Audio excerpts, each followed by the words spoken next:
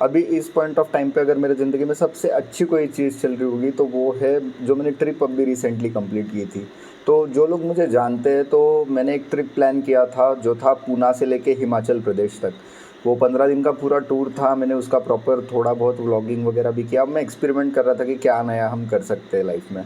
तो अभी मैं जहाँ कहाँ पे भी जाता हूँ वो जो मेरे पुराने दोस्त होते हैं या फिर ट्रिप के बाद जो मुझे कोई भी मिल रहा है तो वो सब आ जाके मुझे एक ही क्वेश्चन पूछते हैं कि भाई ट्रिप कैसी हुई, तू ट्रिप में से क्या सीखा, ट्रिप कैसी थी, कितना खर्चा हुआ, फिर बाकी सब चीज़ें। बट एक कोई ना कोई आपकी ज़िंदगी में ऐसा होता है हर बार घूम फिर के आपके साथ एक ही क्वेश्चन करेगा। और मेरे लाइफ में भी एक ऐसा बंदा है। तो आ जाके बंदा मुझे सिर्फ एक ही क्वेश्चन पूछता है कि भाई मोटिवेशन क्या है, मोटिवेशन क्या है, तू व्लॉगिंग कर रहा है उसके पीछे मोटिवेशन क्या है, तू ट्रिप को गया तेरा मोटिवेशन क्या है, तू अलग अलग चीज़ें ट्राई कर रहा है। बीच में मैंने एक बिज़नेस चालू किया था कोविड के टाइम पे। तो तब भी वही पूछता था कि भाई इतना क्या मोटिवेशन है कि यार तू बिज़नेस स्टार्ट कर रहा है वो भी जॉब छोड़ के। तो पर्सनल लेवल पे मुझे ऐसा लगता है ना कि कोई भी चीज़ आप जब चालू करते हो ना तब आप बस एक कुछ तो भी रीज़न ढूंढते हो कि उस वजह से आपको एक पुश मिल जाए। और वो काफ़ी इंपॉर्टेंट भी होता है लाइफ। काफ़ी सारे यूट्यूबर्स तो ऐसे हैं कि बस मोटिवेशन की लाइनें रगड़ रगड़ के कोर्सेस बेच बेच के वो उनका खुद का जीवन चला रहे हैं। तो यार मोटिवेशन तो लाइफ में होता है। हर एक चीज़ के पीछे एक मोटिवेशन होता है। फॉर एग्ज़ाम्पल मैं अगर आपको बताने जाऊँ तो जो मेरी वो पूरी ट्रिप थी तो उस ट्रिप के लास्ट पॉइंट पे ऐसा हुआ था कि जब मैं रिटर्न जर्नी मैंने चालू किया था और ऑलमोस्ट मैंने 3000 किलोमीटर बाइक के ऊपर कवर कर लिया था। तो उसके बाद मैं एक पॉइंट पे तो मैं भी टूट गया था क्योंकि ऑलमोस्ट 10-12 दिन हो गए थे कि मैं बाइक चला ही रहा हूँ, लोगों से मिल रहा हूँ, अच्छी अच्छी प्लेसेस देख रहा हूँ। बट एक पॉइंट पे आके ऐसा हो गया था कि यार बस अब बस हो गया, अभी घर जाने का मूड हो रहा है। बट जैसे मैं आपको बोल रहा था कि हमें कुछ ना कुछ तो मोटिवेशन होता है। तो मेरे ऑफिस में एक सर है, उनका नाम निखिल है। तो बहुत बार हमारी ऐसी बात होती है, इंटेलेक्चुअल बातों पे हम बहुत ज़्यादा बात करते हैं बिकॉज मुझे ऐसा लगता है कि बहुत कुछ सीखने के लिए होता है हमारे आजू बाजू में और कुछ चीज़ें ऐसी हो जाती है कि आपके साथ हमेशा के लिए रह जाती है। तो एक बात उन्होंने मुझे ये कही थी कि यार तुम्हारा जो ये साला जनरेशन है ना इसका एक ही प्रॉब्लम है कि तुम लोग कोई एक चीज़ डिसाइड कर लेते हो, उसको इम्प्लीमेंट करना भी चालू कर देते हो बट बीच में आके ही तुम वो चीज़ छोड़ देते हो। और वो बात मुझे कहाँ पे ना कहाँ पे लगी थी क्योंकि मैंने जब रियलाइज़ किया तो मुझे सच में ऐसा लगा कि यार यहाँ पे बहुत सारी चीज़ें तो ऐसी थी कि यार मैंने स्टार्ट कर दी बट मैं उसको एंड तक नहीं लेके जा पाया। तो जब मैं चंडीगढ़ में था और मैं एक मेरे दोस्त से बात कर रहा था और उसने मुझे सजेस्ट किया कि यार चंडीगढ़ से दिल्ली तक चला जा, दिल्ली से तू ट्रेन में तेरी बाइक डाल दे और बाय फ्लाइट तू डायरेक्टली आ जा औरंगाबाद। तो एक पॉइंट ऑफ टाइम पे मैंने भी सोच लिया था कि हाँ यार ये भी एक ऑप्शन हो सकता है। तो इस वजह से बहुत सारी चीज़ें ऐसी हो जाएगी कि शॉर्ट हो जाएगी और 7 दिन मुझे गाड़ी चलाने की ज़रूरत पड़ेगी नहीं। बट फिर अचानक से मुझे वो उनका एक थॉट याद आया कि मैं सबको बोल के तो गया था कि मैं पूना से निकलूँगा बाइक पे, शिमला जाऊँगा और शिमला से वापस बाइक पे ही आऊँगा। तो मुझे ऐसा लगा कि अगर मैं ये फ़्लाइट वाला रास्ता ले लेता हूँ और मेरी बाइक में अगर ट्रेन में डाल देता हूँ तो वापस वही हो जाएगा कि मैंने कुछ तो भी चालू किया था बट लास्ट मोमेंट पे आके मैंने छोड़ दिया। बस यही मैंने दिमाग में रखा कि यार अगर बोला है मैंने कि मैं पूना तक वापस बाइक पे जाऊँगा तो मैं जाऊँगा बाइक पे ही। और यही मेरे लिए शायद मोटिवेशन बन गया। फिर मैं जब चंडीगढ़ से वापस निकला वो जर्नी तो it was like a journey to death. क्योंकि बहुत सारी ऐसी चीज़ें हुई वापस रिटर्न जर्नी में जो मुझे हर बार ऐसा बोलती थी कि यार मैंने कुछ गलती तो नहीं कर दी या फिर मैंने फ़्लाइट से जाना चाहिए था या नहीं। तो मोटिवेशन लाइफ में बहुत इंपॉर्टेंट है और ये तो बस एक पार्ट था कि मैंने निखिल सर से उतना मोटिवेशन ले लिया कि हाँ अगर हम बोलते हैं कि हम ये करने वाले हैं तो फिर उसको एंड तक लेके जाना बहुत ज़्यादा ज़रूरी है। उन्हीं के बात को लेके ऐसा हुआ था कि लिंक्डइन के ऊपर मैंने एक चालू किया था 100 days 100 आर्टिकल जो मैंने लास्ट टू लास्ट ईयर चालू किया था। उसके लिए 100 दिन तो मतलब ऐसा है 3-3.5 महीने की बात है।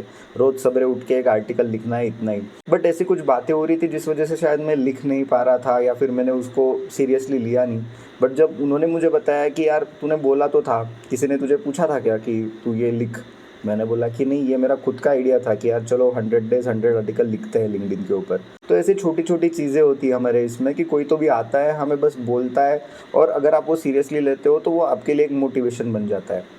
और वैसे ही ऐसा हुआ कि मुझे वो दोस्त पूछ रहा था कि यार ये पूरे ट्रिप के पीछे का तेरा प्लान क्या है, मतलब कि क्या क्या ऐसी चीज़ हो गई तेरे लाइफ में कि तू इतना मोटिवेट हो गया कि चलो यार 3000 किलोमीटर गाड़ी चला के आते वो भी अकेले, विदाउट एनी प्लानिंग और विदाउट एनी बुकिंग या किसी के सहारे के बिना। तो यार हमारी ज़िंदगी काफ़ी छोटी होती है। कुछ लोग हमारी ज़िंदगी में आते हैं बहुत शॉर्ट टाइम के लिए आते हैं बट वो कुछ कुछ चीज़ें हमें ऐसी दे जाती है कि उस वजह से हमारे लाइफ को एक छोटा सा पुश मिल जाता है। और ऐसा ही कुछ हुआ था कि मंथ ऑफ मे में मैं एक बंदी से मिला था। पहले दिन मिले, कॉफ़ी पे गए थे। उस दिन पूरा दिन छुट्टी थी तो हमने फ़ोन के ऊपर नॉन स्टॉप बातें की। सवेरे 3:30 बजे मैंने उसको ही बोला कि यार अभी बहुत हो गया, कल सवेरे ऑफिस है, अभी मुझे सोना पड़ेगा, तो कल बात करते हैं। फिर अगले दिन हमने फ़ोन पे बात की। तीसरे दिन हम डिनर पे गए थे। डिनर से जैसे ही मैं वापस आ रहा था तो घर पे पहुंचने के पहले ही मुझे बंदी का मैसेज आ गया था कि क्या हम एक बाइक ट्रिप पे जा सकते हैं। और बाइक राइड तो हमारे खून में है। आज तक मैं कभी उस चीज़ के लिए ना बोल नहीं पाया, और शायद ही मुझे ऐसा लगता है कि कभी मुझे कोई पूछता है कि बाइक राइड पे चले तो मैं उस चीज़ को ना बोल पाऊँ।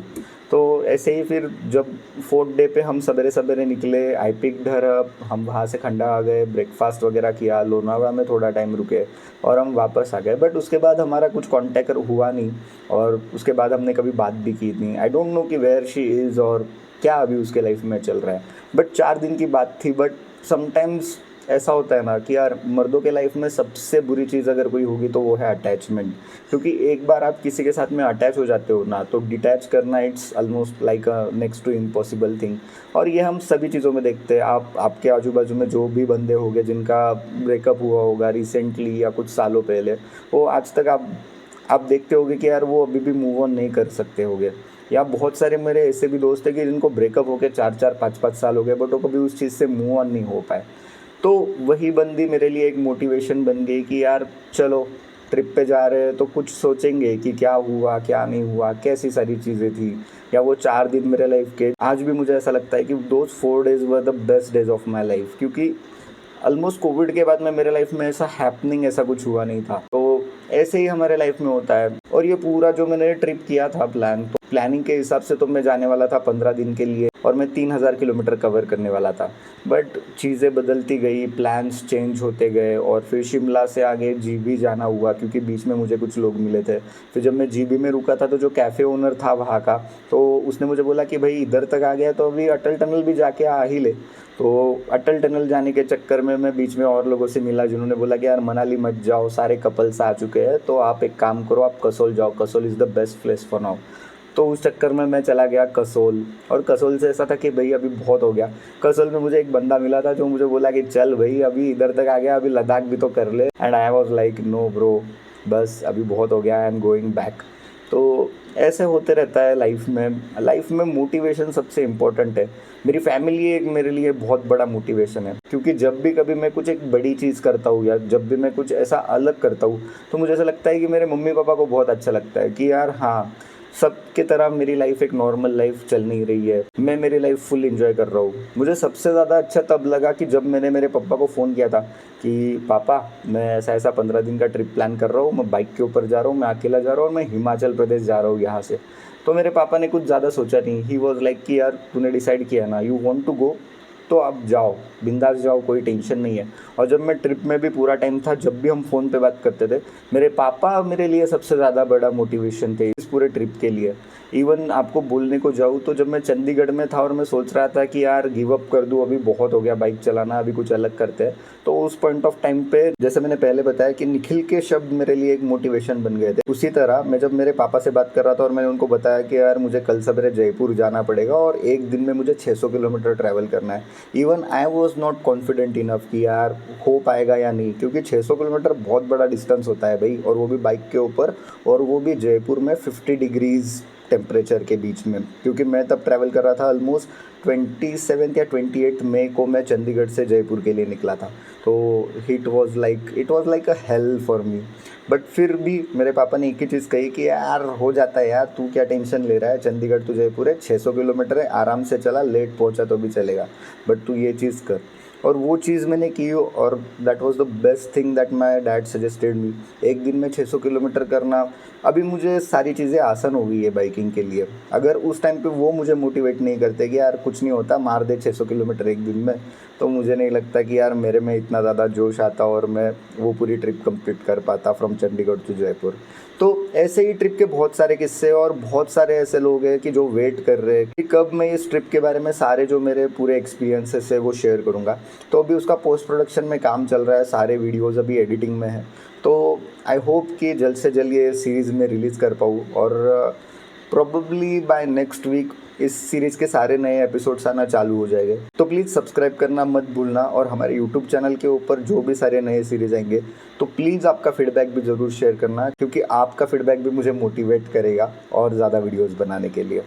So stay tune and please do like, share and subscribe. और ट्रिप के बीच बीच में मैंने बहुत सारे वीडियोस मेरे इंस्टाग्राम के हैंडल पे डाले हुए हैं, तो इफ़ यू आर इंटरेस्टेड तो please do check out my Instagram handle as well.